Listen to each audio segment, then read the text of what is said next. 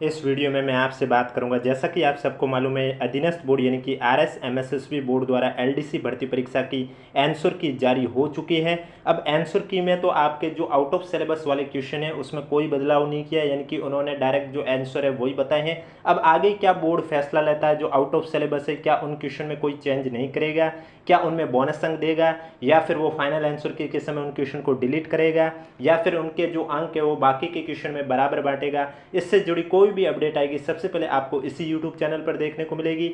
अब मैं इस वीडियो में बात करूंगा आपको आपत्ति किस तरह से दर्ज करनी है, उसके बारे में चर्चा करूंगा। और इसके बाद कल मैं आपको बताऊंगा कि आंसर की के बाद कट ऑफ में कितना फर्क आया, और वो बताने के लिए आप सभी को कमेंट बॉक्स में हमें जरूर बताना होगा कि आंसर की देखने के बाद आपके क्वेश्चन में कितना फर्क आया, कि पहले कितने क्वेश्चन सही हो रहे थे, आंसर की के बाद कितने क्वेश्चन सही हुए। कमेंट बॉक्स में हमें जरूर बताएं कैटेगरी के साथ।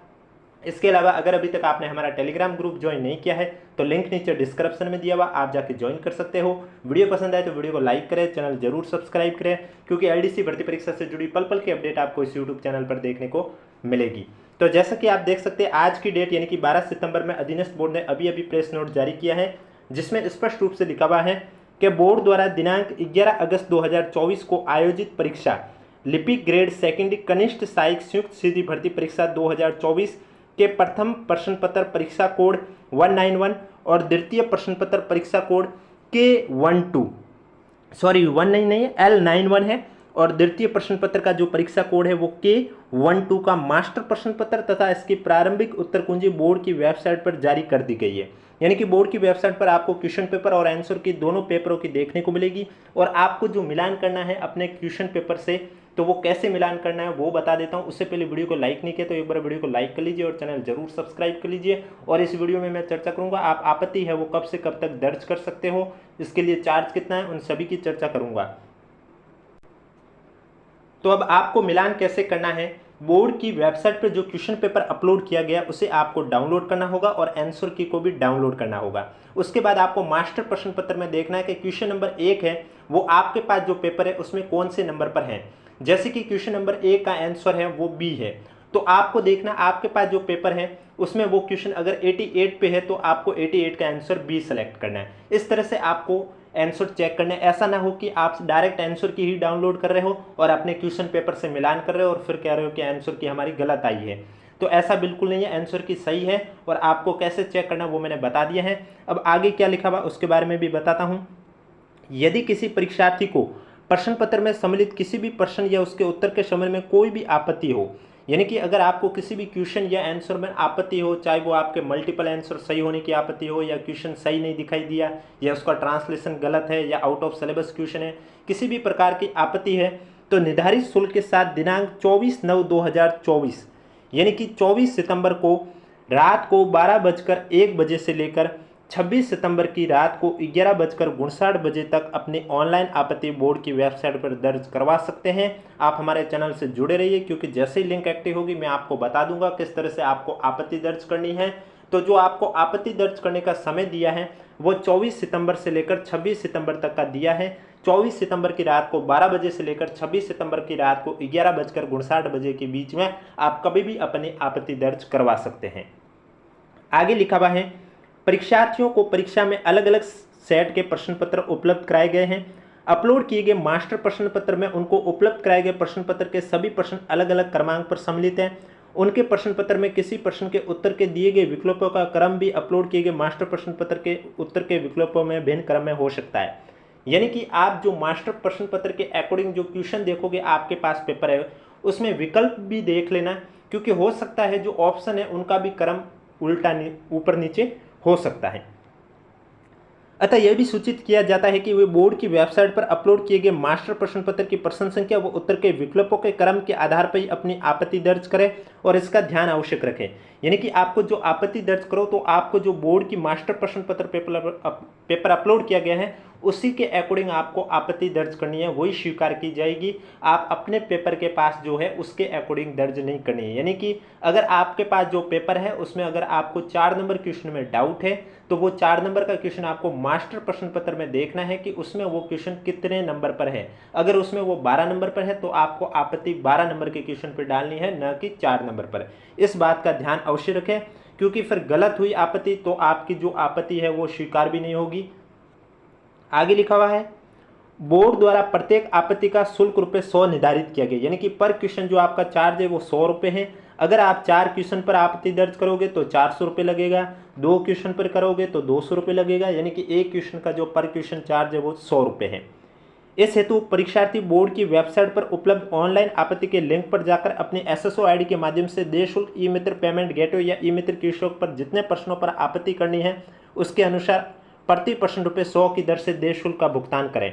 यानी कि जब आपका लिंक एक्टिव होगा तब मैं आपको बता दूंगा इसी यूट्यूब चैनल पर SSO ID के माध्यम से किस तरह से आपको आपत्ति दर्ज करनी है, इसलिए चैनल से जुड़े रहे। अगर अभी तक आपने चैनल सब्सक्राइब नहीं किया तो चैनल जरूर सब्सक्राइब करें। और आप आपत्ति है वो कितने भी क्वेश्चन पर दर्ज कर सकते हो, पर क्वेश्चन आपका चार्ज है वो ₹100 लगेगा, फिर आपकी मर्जी है उतने क्वेश्चन पर आप आपत्ति दर्ज कर सकते हो। भुगतान के लिए सर्विस चार्ज ई मित्र द्वारा अलग से वसूल किया जाएगा, शुल्क के अभाव में आपत्ति स्वीकार नहीं की जाएगी। ध्यान रखें आपने आपत्ति दर्ज कर ली लेकिन आपने चार्ज नहीं दिया तो आपकी जो आपत्ति है वो स्वीकार नहीं की जाएगी। जब तक पेमेंट सक्सेसफुल नहीं होगा तब तक आपकी आपत्ति स्वीकार नहीं की जाएगी। ऑनलाइन आपत्तियों का लिंक केवल दिनांक 24/9/2024 की रात को 12:01 से लेकर दिनांक 26/9/2024 की रात को 11:59 मध्य तक ही उपलब्ध है। यानी कि जैसा कि मैंने अभी बताया आपका लिंक एक्टिव रहेगा 24 सितंबर से लेकर 26 सितंबर, 24, 25, 26 3 दिन का आपके पास मौका होगा। उसके बाद लिंक है वो निष्क्रिय हो जाएगा।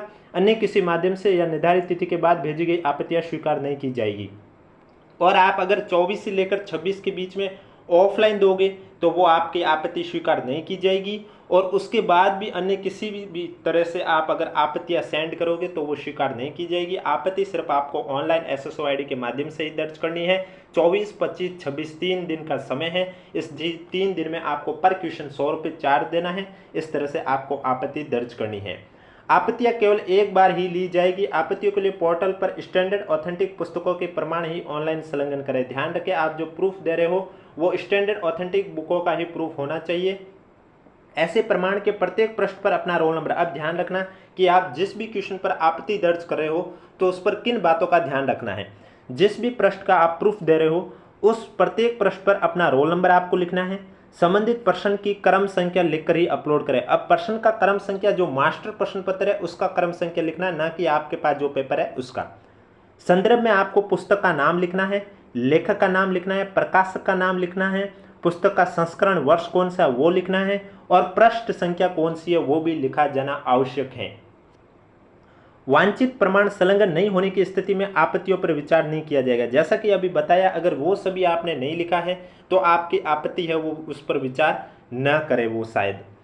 यदि किसी अभ्यर्थी द्वारा ऑनलाइन आपत्ति दर्ज करते समय साक्ष्य के मूल कंटेंट में कूट रचना कर अपलोड किया जाता है तो ऐसे अभ्यर्थी के विरुद्ध बोर्ड के विनियमों के अंतर्गत कार्रवाई या आपराधिक प्रकरण दर्ज कराने की कार्रवाई की जाएगी।